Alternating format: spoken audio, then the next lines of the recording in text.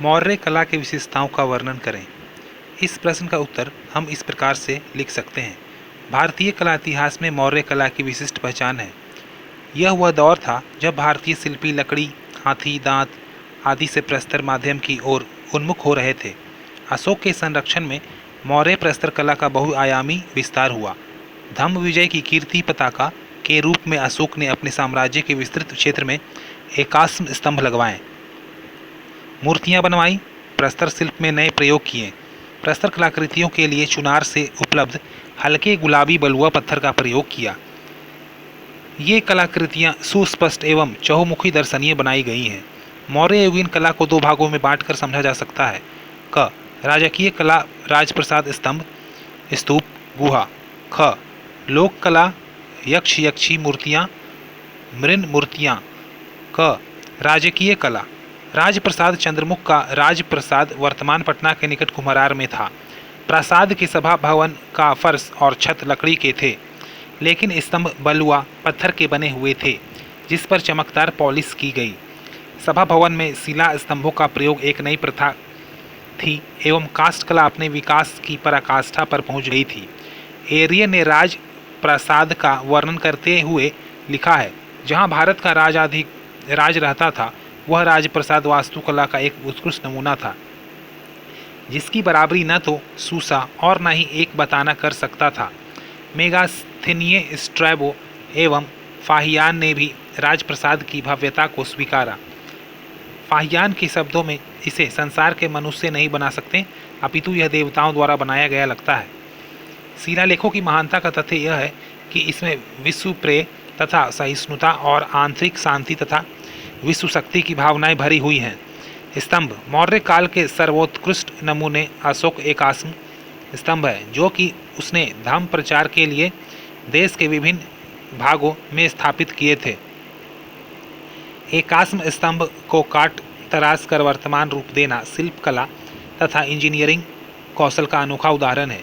केवल शीर्ष भाग स्तंभों के ऊपर जोड़े गए हैं, जिनमें तराशे गए सिंह और सांड विलक्षण वास्तुशिल्प के प्रमाण है। स्तंभों के चार प्रमुख भाग दंड, अवागमुखी, कमल, फलका एवं पशु मूर्ति बिहार में स्थापित स्तंभों को बसाड़, रामपुरवा, लौरिया नंदन गढ़ एवं लौरिया एरेसेज में देखा जा सकता है। रामपुरवा का वृषभ शीर्ष कला के दृष्टिकोण में उल्लेखनीय है, जो ललित मुद्रा में खड़ा है। स्तंभ शीर्षों में सारनाथ सिंह शीर्ष सर्वोत्कृष्ट है।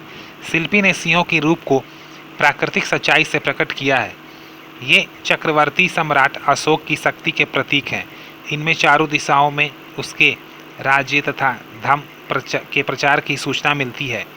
सिंहों के मस्तक पर महाधर्म चक्र शक्ति के ऊपर धर्म की विजय तथा बल की जगह विधि के राज्य का प्रतीक है। फलका चौकी पर गज, वृषभ, अश्व तथा सिंह आसीन है। गज शांत एवं संयमित भाव सो आगे बढ़ता हुआ, सिंह स्वाभाविक दर्प के साथ, वृषभ पौरुष युक्त तथा अश्व गतिशील है। ये पशु बुद्ध के जीवन की चार महान घटनाओं का प्रतिनिधित्व करते हैं। अवांगमुखी कमल मंगल कलश का प्रतीक है। इस प्रकार सारनाथ स्तंभ केवल कला की संपूर्णता को ही प्रकट नहीं करता, बल्कि सातत्य के साथ उपस्थित है। जैसे भारत का राज चिन्ह सारनाथ सिंह स्तंभ या शीर्ष की अनुकृति है तथा राष्ट्रध्वज में बना चक्र सिंह स्तंभ पर बने चक्र से लिया गया है।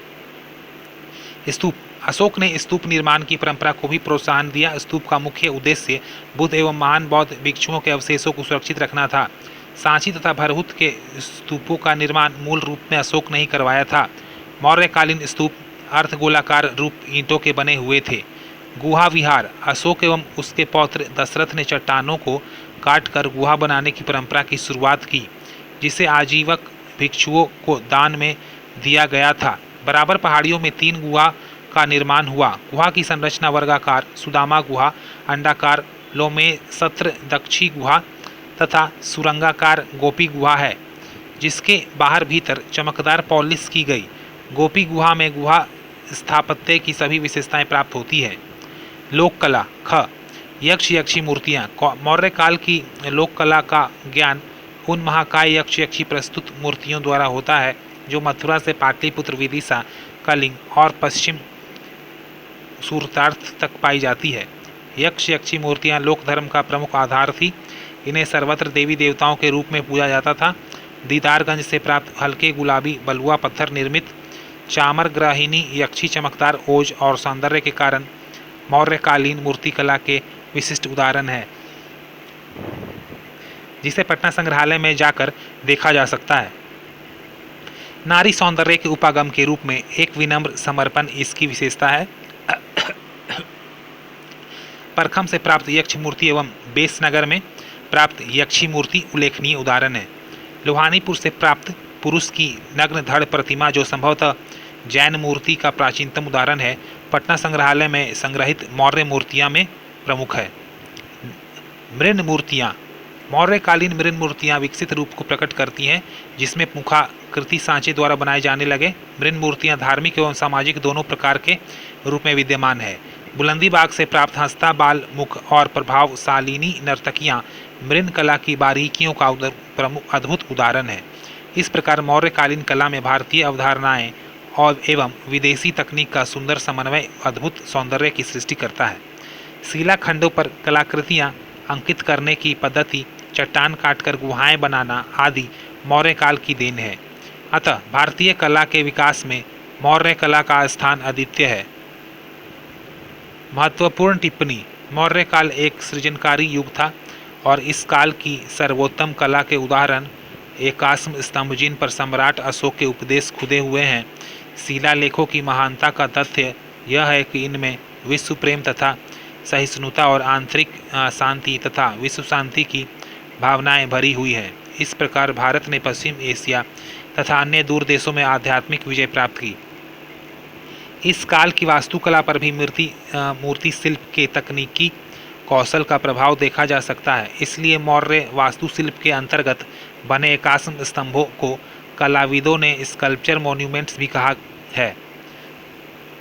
पहला, भारतीय प्रस्तर शिल्प कला का प्रारंभ सैंधव सभ्यता से हुआ है, किंतु इस कला का अनवरत इतिहास मौर्य काल से प्राप्त होता है।